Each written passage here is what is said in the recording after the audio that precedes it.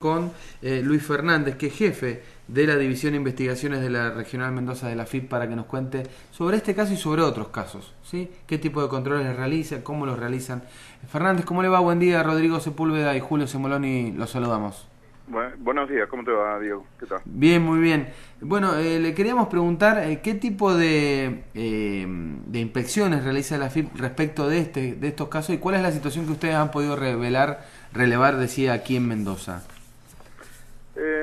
Mira, en general, digamos, a través, digamos, de esta nueva dirección de los recursos de la seguridad social, digamos, todo lo que es AFI ha adquirido mucha importancia, todo lo que es el trabajo con el empleo ilegal. Uh-huh.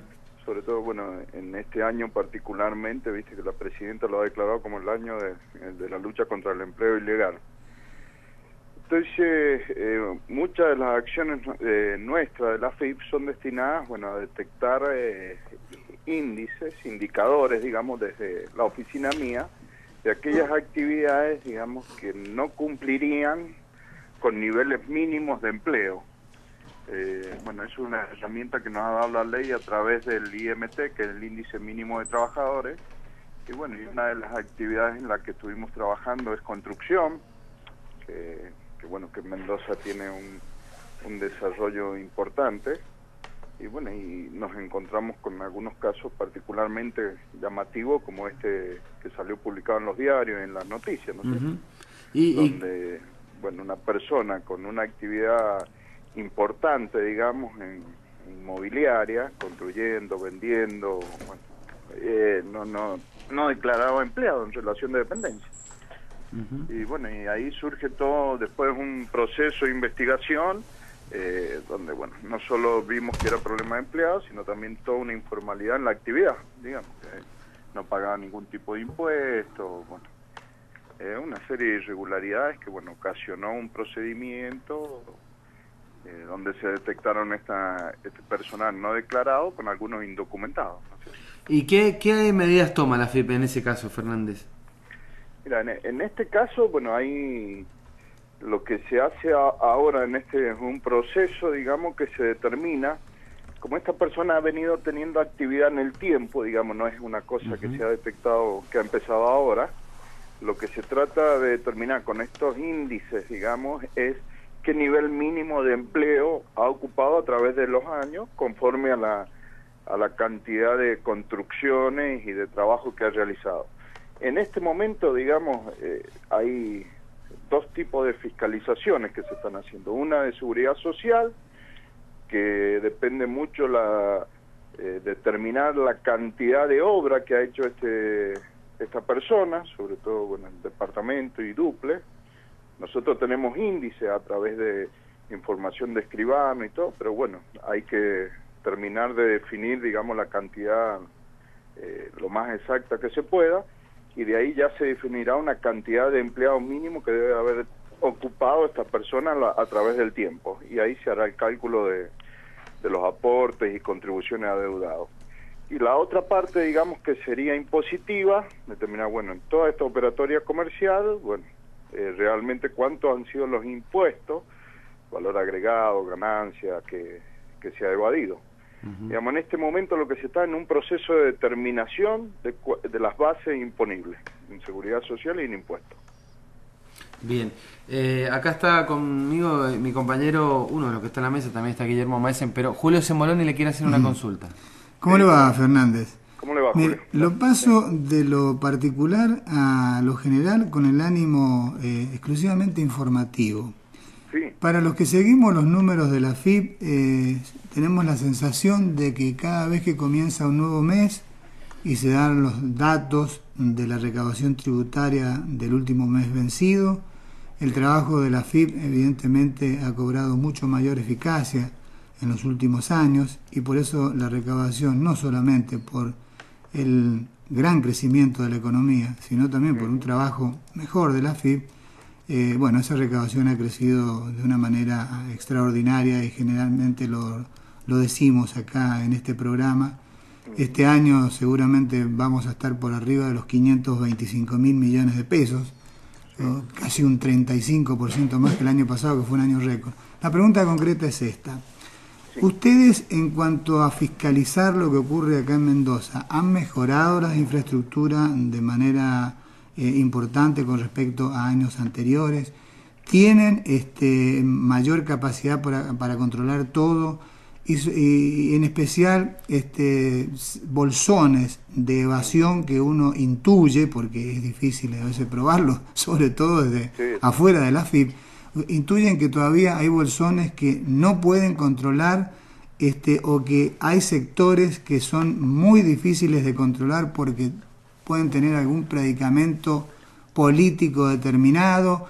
Es decir, ¿cómo se encuentra la actividad de la delegación AFIP de acá en Mendoza con respecto a años anteriores?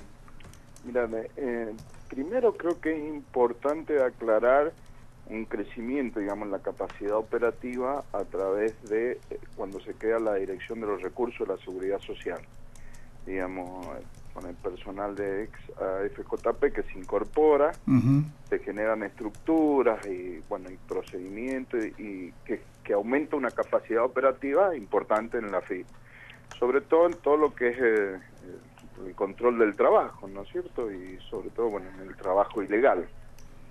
Yo creo que eso ha mejorado mucho la eficiencia, a pesar que, bueno, antes teníamos las facultades para controlar, pero bueno, con mayor incorporación de personal y con más específica tarea, yo creo que se ha mejorado mucho ahí la tarea. Y eso también implica liberar recursos para el control impositivo, que bueno, también en eso lo hemos logrado.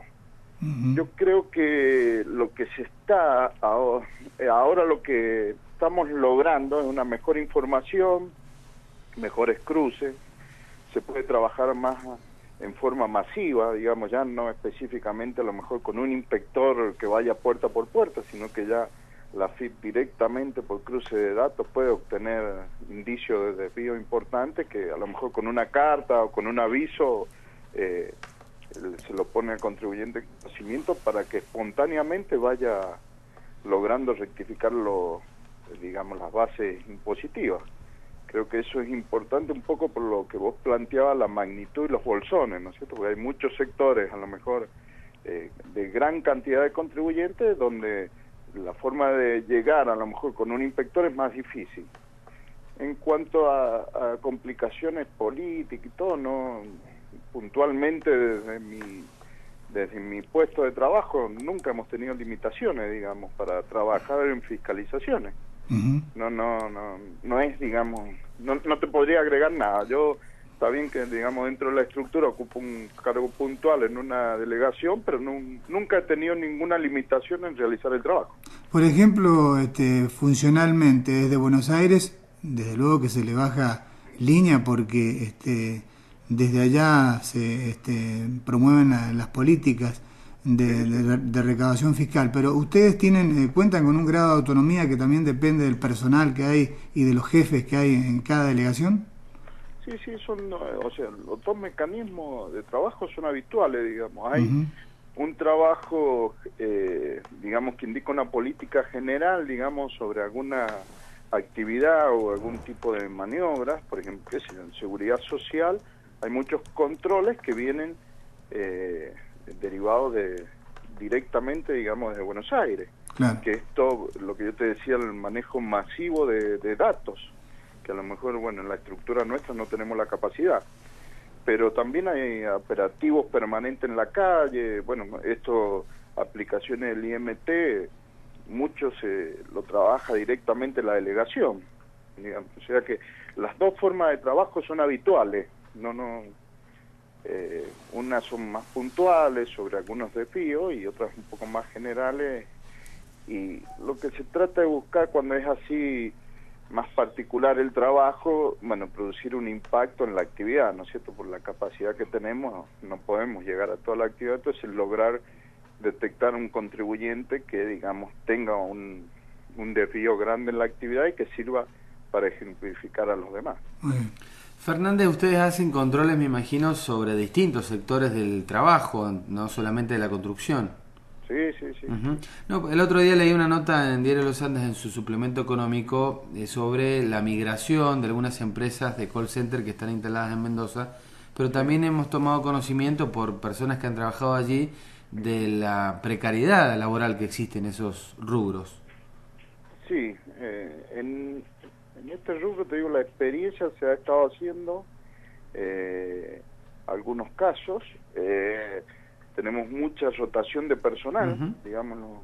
Hay una de las dificultades, digamos, cada vez que concurrimos a alguna empresa a relevar, notamos que las plantas rotan muchísimo,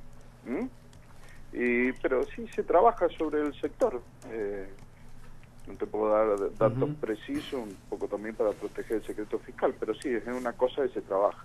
De todas maneras hay que dejar bien, creo que acá, y justamente en mi división, es la que trabaja todo el tema de las denuncias. Entonces, cualquier problema se tienen que dirigir acá a Garibaldi 18, al 5º piso, y cualquier denuncia se atiende, te diría, casi inmediatamente, sobre todo en seguridad social y lo que es trabajo ilegal, ¿no es cierto? En esta tarea, ¿cómo se manejan en materia de competencia con el Ministerio de Trabajo?